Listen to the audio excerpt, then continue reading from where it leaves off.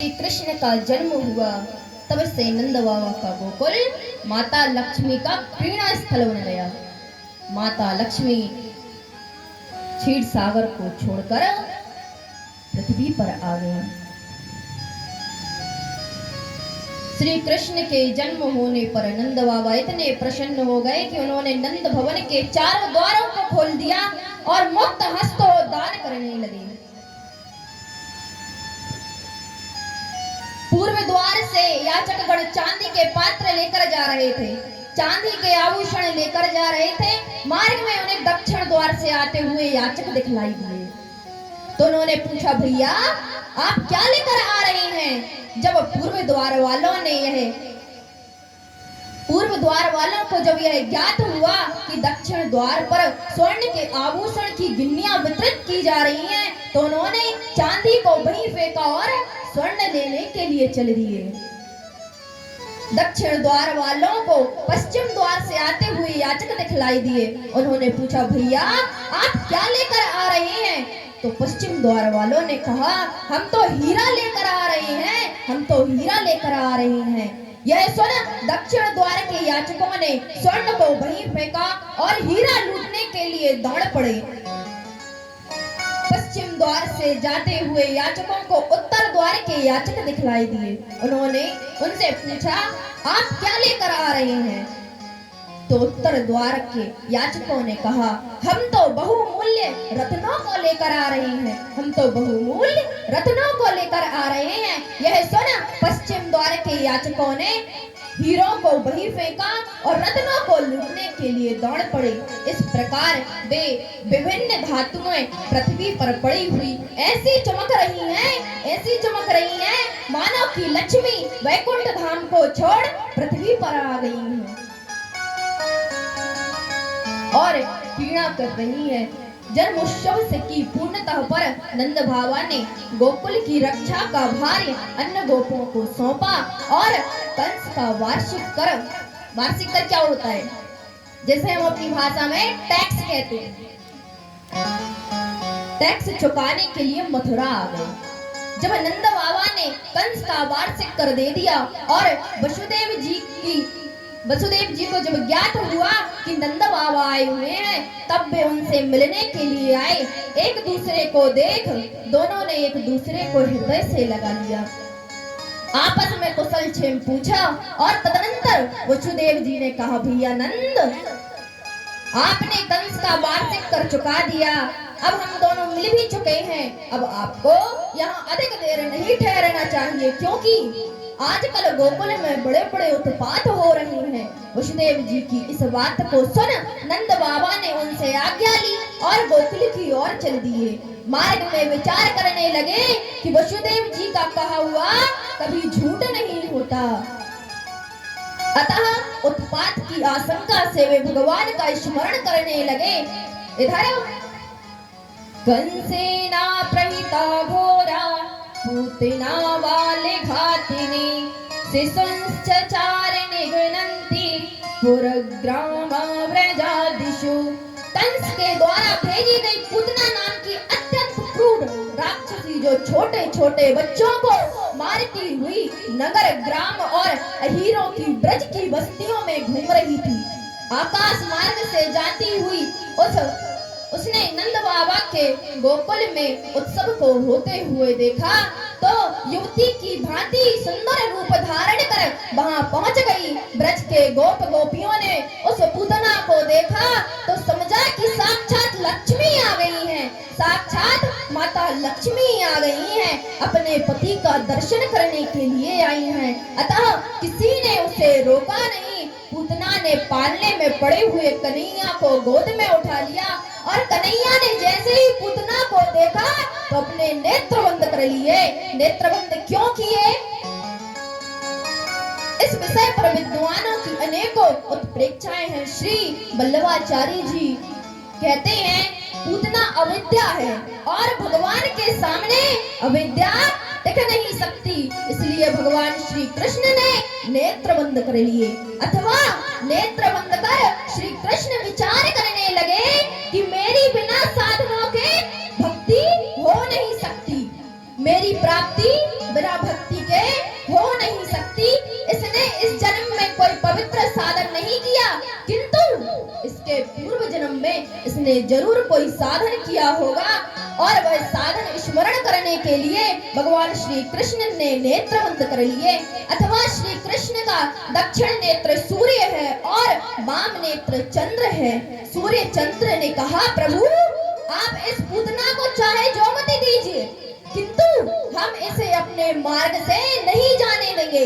अथवा श्री कृष्ण ने विचार किया, मैं गोकुल में माखन मिश्री के लिए आया था कि यहाँ पर आकर माखन मिश्री खाऊंगा, यहाँ तो छठी के ही दिन बस पीने का अवसर आ गया और बस पीने का अभ्यास मुझे नहीं, यह तो भोले बाबा को है, यह अवसर भोले बाबा को प्राप्त होना चाहिए। और उनने अपने नेत्रों को बंद कर भोले बाबा का आवाहन किया कि सर्वप्रथम भोले बाबा विष पिएंगे, क्योंकि समुद्र मंथन के समय भी भगवान भोलेनाथ ने विष पिया था। इसलिए उनको भोग लगाने के लिए भगवान श्री कृष्ण ने नेत्र बंद कर लिए और उनका स्मरण किया, उनका आवाहन किया। श्री कृष्ण ने विचार किया कि पूतना ने माया से सुंदर स्त्री का रूप धारण कर रखा है और मेरे सामने किसी की माया चल नहीं सकती, किसी की माया टिक नहीं सकती। अतः कहीं पूतना का राक्षसी रूप प्रकट हो गया तो उस रूप को देख मैया यशोदा डर ना जाए। पूतना ने विष से सना हुआ अपना स्तन कन्हैया के मुख में दे दिया। कन्हैया को क्रोध आ गया और क्रोध आया तो विष के साथ उस कन्हैया जी ने पूतना के प्राणों को पीना भी प्रारंभ कर दिया। कृष्णा के कन्हैया जी ने पूतना के प्राणों को पीना भी प्रारंभ कर दिया, जिससे उसका शरीर फटने लगा। वह वहां से भागी, उसका राक्षसी रूप प्रकट हो गया, शरीर पसीने से लथपथ हो गया। वह चीखने चिल्लाने लगी, सा मंच मंच लपटी प्रभाषणी, अरे कन्हैया छोड़ दे छोड़ दे छोड़ दे। कन्हैया कहते हैं, अरे मौसी जी हम एक बार पकड़ते हैं तो उसे दोबारा छोड़ते नहीं हैं। एक तो हम किसी को पकड़ते नहीं और पकड़ लेते हैं तो दोबारा छोड़ते नहीं। पीड़ा के कारण पूतना के नेत्र उलट गए और वह निष्प्राण हो धड़ाम से आकर पृथ्वी पर गिर गई। उसके गिरने से कंस के 6 कोस का फल, 6 कोस कितना होता है, 18 किलोमीटर का बाग नष्ट हो गया। लोग कहते हैं पूतना इतनी बड़ी थी कि जहां उसका हाथ गिरा वह हाथ रस हो गया और जहां उसकी अलके अर्थात उसके बाल गिरे तो वह अलीगढ़ हो गया और जहां उसका गला गिरा वह आगरा हो गया। गोप गोपियां दौड़े दौड़े कन्हैया के पास आए। उन्होंने देखा कि श्री कृष्ण पूतना की छाती पर खेल रही हैं। गोपगणों ने पूतना के ऊपर चढ़कर कन्हैया को नीचे उतारा और गोपियों ने गौमूत्र से कन्हैया को स्नान कराया, उन्हें गौरज लगाई और भगवान के नामों से उनकी रक्षा की। ऋषिकेश भगवान कन्हैया की इंद्रियों की रक्षा करें, नारायण प्राणों की, श्वेत दीप के अधिपति चित्त की और योगेश्वर भगवान मन की रक्षा करें। उसी समय नंद बाबा वहां आए। उन्होंने पूतना के मृत शरीर को देखा तो आश्चर्यचकित हो कहने लगे कि निश्चित ही वसुदेव जी पूर्व जन्म के योगी हैं। उन्होंने जैसा कहा था वैसा ही उत्पात यहाँ देखने को मिला है। नंद बाबा की आज्ञा से गोपगणों ने पूतना के शरीर के कई टुकड़े किए और विभिन्न चिताओं में रखकर उसे जला दिया, किंतु पूतना के शरीर से जो धुआं निकला वह धुआं दुर्गंध नहीं अपितु सुगंध आ रही थी उससे, क्योंकि श्री कृष्ण ने पूतना के दुग्ध का पान किया था। उसे श्री कृष्ण का स्पर्श प्राप्त हुआ था जिससे उसके समस्त पाप नष्ट हो गए थे। श्री सुखदेव जी कहते हैं, परीक्षित कि पूतना लोक बालघनी राक्षसी राक्षसी रुधिरासना कि जिज्ञासयापि हरये स्तनं दत्त्वापसद्गतिम्।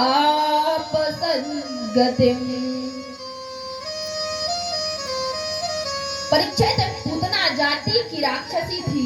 छोटे छोटे निरपराध बालकों को मार देना, उनका खून पी लेना पूतना का काम था। श्री कृष्ण को भी वह मारने की नियत से आई थी, परंतु श्री कृष्ण ने उस राक्षसी को भी माता की गति प्रदान कर दी। कंबा दयालु शरणं प्रजेमा। अतः ऐसे श्री कृष्ण को छोड़ हम किसकी शरण ग्रहण करें? जो पूतना उनको मारने की नियत से आई थी, उसको भी भगवान श्री कृष्ण ने अपनी माता की गति प्रदान कर दी। श्री सुखदेव जी कहते हैं, परीक्षित, जब भगवान श्री कृष्ण 3 माह के हो गए और उन्होंने पहली बार करवट बदली तो मैया यशोदा प्रसन्न हो गई। उन्होंने गोप गोपियों को एकत्रित किया और ब्राह्मणों को बुलवा स्वस्ति वाचन करवाया और कन्हैया का अभिषेक कर उन्हें नए वस्त्र धारण कराए। मैया यशोदा ने देखा कन्हैया को नींद आ रही है, तब उन्हें छकड़े अर्थात बैलगाड़ी के नीचे कन्हैया को पालना में सुला दिया और गोपियों के साथ मिलकर श्री हरि का कीर्तन करती हुई उत्सव मनाने लगी। उसी समय सकट नाम का असुर, जो पहले हिरण्याक्ष का पुत्र उचकत था, इसे अपने शरीर का बड़ा अभिमान था। एक दिन यह लोमश मुनि के आश्रम में पहुंच गया। अपने विशाल शरीर की ठोकरों से इसने आश्रम के अनेकों वृक्षों को गिरा दिया और जिससे लोमश मुनि को क्रोध आ गया। उन्होंने उत्कच को श्राप दे दिया, अरे दुष्ट, तुझे अपने देह का बड़ा अभिमान है, इसलिए शीघ्र ही तू अपने देह से रहित हो जा। मुनि लोमश के श्राप के कारण उत्कच देह से रहित हो गया। जब वह क्षमा मांगने लगा तो मुनि लोमश ने कहा, उत्कच, जिस दिन तुम्हें भगवान श्री कृष्ण के शरीर का स्पर्श प्राप्त होगा उस दिन तुम्हारी मुक्ति हो जाएगी। आज यही उत्कच सकट का आश्रय लेकर आया है और इसलिए इसका नाम सकटासुर हो गया। इसने श्री कृष्ण